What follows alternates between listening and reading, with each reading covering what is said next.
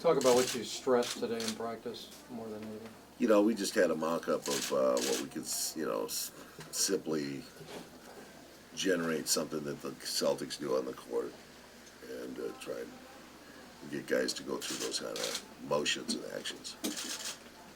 Is it possible to sometimes over-prepare?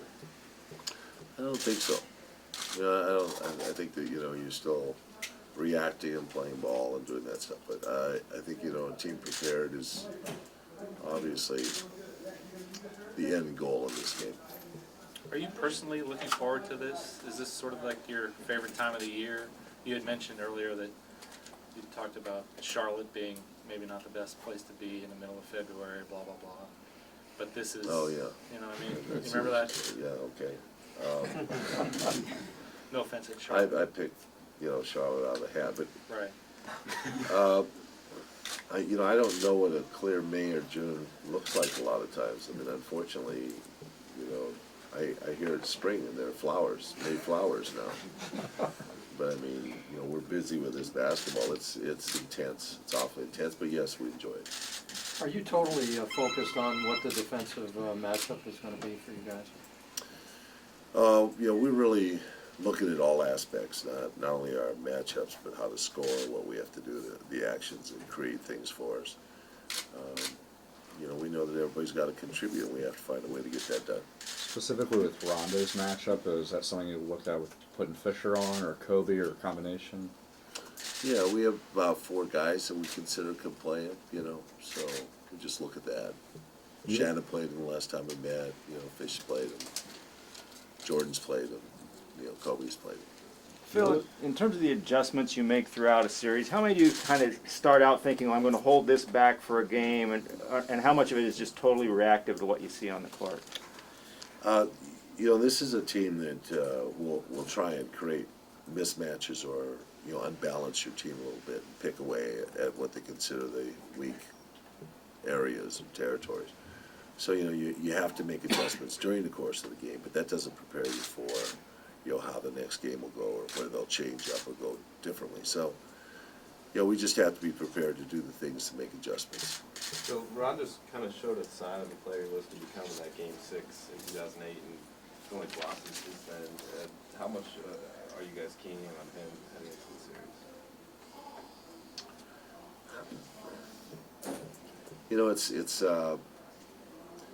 We look at them as a team. We don't look at them as individuals that we got to stop Rondo, we got to stop Garnett, or whatever. We look at the individuals, at the strengths they have and how they're used, and say we have to limit whatever their strengths are in whatever possible way we can.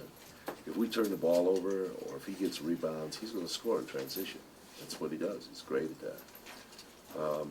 If we make a lot of mistakes, he's going to score more. If he gets a lot of rebounds, if they're in a set offense, and they're playing half court, then it's going to be Allen and Pierce and Garnett, etc. That's kind of the way it is. And that game particularly was a ragged game, and there's a lot of things happening there that fed into what he can do really well, and he did it. So that's kind of things that happen in these ball games. It's not about an individual that we're going to try and stop. Phil, because it's the finals and because one of the matchup is Paul Pierce, does this help keep Ryan more engaged throughout the game, throughout the series, throughout practices, every day? I think Ron's been very engaged in this playoffs. I think there's been some that he hasn't been part of the action because a lot of stuff he's been asked to do has been players that have been off ball. And, Pierce is obviously going to be on ball. And so, that's going to create more run on, ball type of activity against a defensive player, against an offensive player. So, there'll be more focus there on that. But, I think Ron's been engaged in that. I don't think that's been a problem. Phil, Ray Allen, Mr. Perpetual Motion away from the ball. How much does that come into play with Kobe guarding him and how it might tire him out throughout the series? We just look at it as, knowing where he's at on the court, being prepared, understanding the picks and where they're coming from, limiting his touches as far as you can, as many times as possible. Do you want Kobe to guard him often because of that, though? You know, Kobe will be on Pierce, he'll be on Rondo, he'll be on Allen. They'll have Tony Allen in the game, he'll be on Tony Allen. They're a variety of people. And we anticipate, you know, he's going to make it through. He's probably not going to be able to play 45-minute games, but he'll be able to do it. How is preparing for this compared to preparing for the zone that you had to deal with? Is this easier even though Boston is, you know, obviously Eastern Conference champs? You know, they basically play a zone. Boston's on-ball pressure with zone in the back is you know, kind of like a zone in its own way. So, you know, it's about, you know, dealing with, you know, ball movement, player movement that creates opportunities. Phil, Shannon's minutes the last few games have been significantly down. Was that a matter of matchups or something you're specifically looking for that you're not getting from Yeah, him? no, I don't think it has a lot to do with Shannon. It has to do with, you know, type of player in the matchup that we have to go against. How do you see the intensity right now with this team this time of the year as opposed to the last couple of years going into the finals? They're very focused. I think that 2 years ago they really, you know, it was first time for many of them except for, you know, Kobe and Derek, and so there was some, you know, wide-eyed experience in this, but, you know, I don't think the Celtics had ever been in the finals either at that time, but they had home court advantage, and that kind of helped them out in the first game a little bit. They got some momentum out of that first game and changed it up, but, you know, we hope that we can carry some of that experience a little more aggressively this time. Not that you guys need motivation, but will you guys at any point see any highlights of the old Lakers Celtics games? The intensity they played and the Well, I don't think we're going to watch, you know, the koozie matchups with Joe West. But we may look at something along the way. Done some. How about the 2-3-2 schedule, the importance of winning both games early on? Hard to win 3 games at home when they got the middle 3 when you're the team that has the worst record. But it's always a challenge.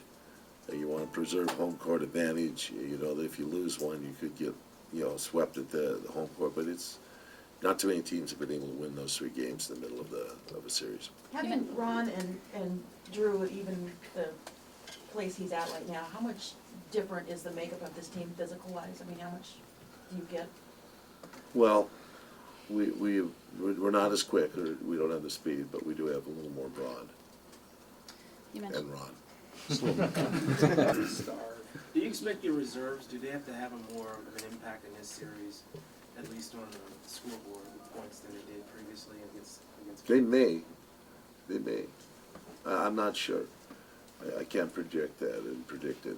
I just think that, you know, there's a variety of players that Boston was playing 8 guys up until, you know, the last game against Orlando, and then the last 2 games they put in Daniels and they had Robinson come in, but they were playing pretty much an 8-man rotation through the Cleveland series and into the Orlando series. So it'll depend upon the matchups. You mentioned that this is both an enjoyable and an intense period of time for you. What is the most enjoyable part of the process, you know, that you really relish after all these years, or still relish? Well, I think it's just, you know, being fully engaged in, you know, what's going on. I mean, it's consuming, obviously, it's tiring, but it's also, you know, it brings out, you know,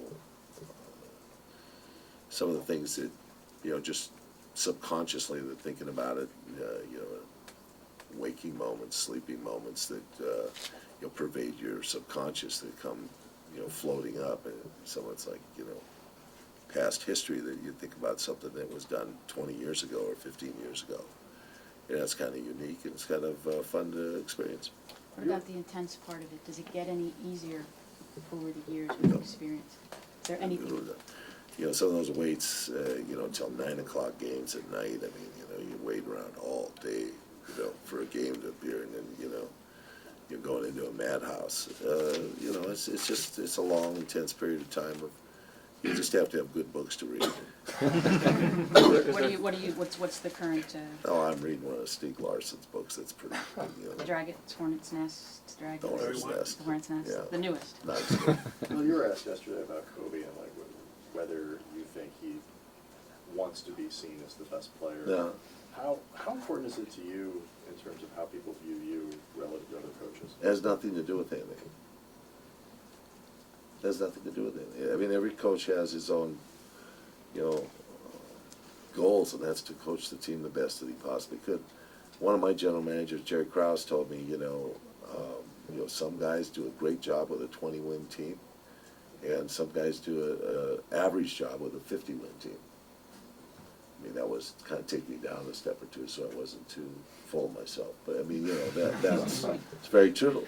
I mean, you know, so when you have a team that's in this position and you're projected to win, you know, this is the pressure time for, you know, trying to get the production out of your team that's the best. So would it be a failure in terms of how you see your job if you guys don't win the finals? We wanted to get back here and defend our title. Failure or not, you know, depends upon how we play.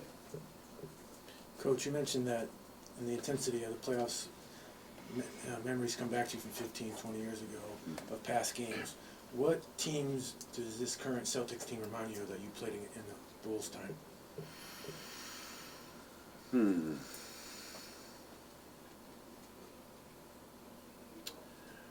Yeah, you know, I think that the only team that you can think about is probably like a Detroit team, you know, physical team like that, Pistons, New York Knicks, you know, those kind of teams, kind of roughhouse teams that bounced you around, were challenging you on every dribble, every pass, every shot, and you know, that's kind of game they play. That's kind of way they play. You mentioned that physicality that Boston plays with, and the increased brawn this year. From your perspective, how did you think that the guys took in 08, not just losing, but having their manhood challenged along the way, people calling them soft, saying that that's the reason they lost? Well, that's going to happen. I mean, you know, when you give up weight, you give up strength. You know, those type of things will happen here. You're not going to be able to counter punch as much as use your speed and your quickness and your basketball skills, and you can do that. And that's one of the things that, you know, the Bulls had to do, for example, against the Knicks and the Pistons, was use speed and quickness and ball movement and those things to create spaces. Otherwise, you're going to have a guy ride you all the time, and you feel like you're playing with 150 extra pounds. Have you guys gone back and watched the 39-point loss, game 6? No. Have you, personally, have you ever watched it since that game? Yes.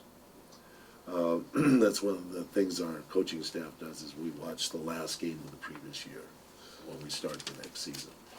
How painful was that? You know, it was, by that time, it was okay, you know, we get through it. Did Last you learn question, anything? guys. Did you learn anything from it? No, there's nothing to be learned from that game. Thanks.